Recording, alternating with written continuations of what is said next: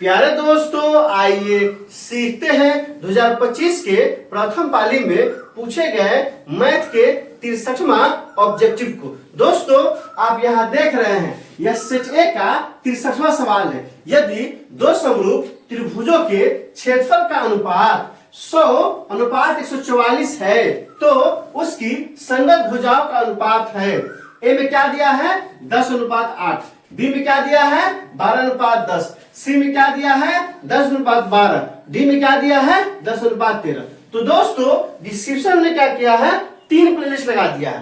पहला प्लेलिस्ट है 2025 के प्रथम पाली में पूछे गए मैथ के सवालों का। दूसरा प्लेलिस्ट है बिहार बोर्ड द्वारा जारी मैथ के मॉडल सेट का। और तीसरा प्लेलिस्ट है, क्योंकि यह कहाँ का सवाल है?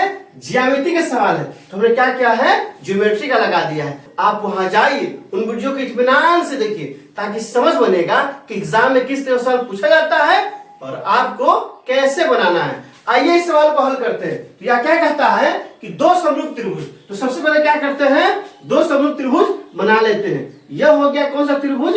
ये त्रिभुज हो गया ए बी और क्या हो गया सी। और ये कौन सा त्रिभुज हो गया दोस्तों? तो ये त्रिभुज हो गया डी ई और क्या हो गया? एफ हो गया। यह क्या कह रहा है कि दो समरूप त्रिभुज का क्षेत्रफल हम लोग जानते हैं। क्या जानते हैं दोस्तों?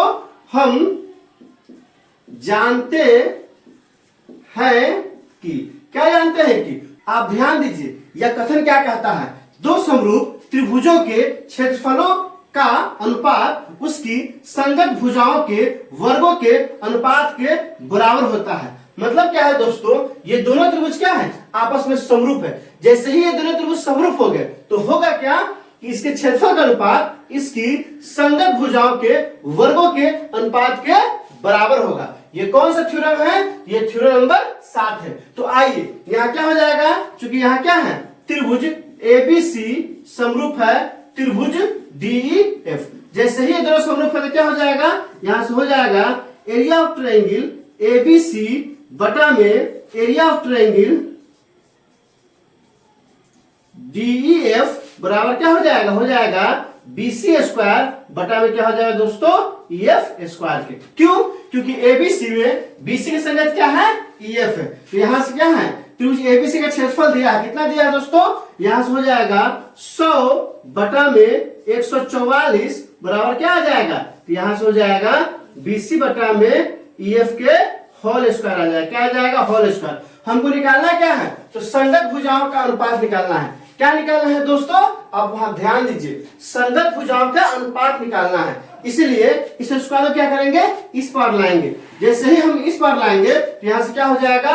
यहां से रूट से हट जाएगा और ये हो जाएगा 100 बटा में 144 बराबर बीसी बटा में क्या होगा दोस्तों? ईएफ हो जाएगा। अब यहां से क्या होगा? तो हम लोग 100 को लिख सकते हैं क्या? 10 गुने 10 और बटा में क्या हो जाएगा? 12 गुने 12।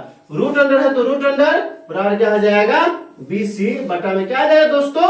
ईएफ हो जाएगा। अब यहां से वर्गमूल निकालेंगे तो ऐसे रूट में है तो क्या होता है? जोड़ा का एगो बाहर निकलता है। तो 10 गुने 10 से यहाँ क्या हो जाएगा? 10 हो जाएगा। बटा में 12 गुने 12 तो यहाँ क्या हो जाएगा? 12 हो जाएगा। बराबर क्या आ गया? बीसी बटा में ईएफ आ गया। इसी को हम क्या लिख सकते हैं दोस्तों?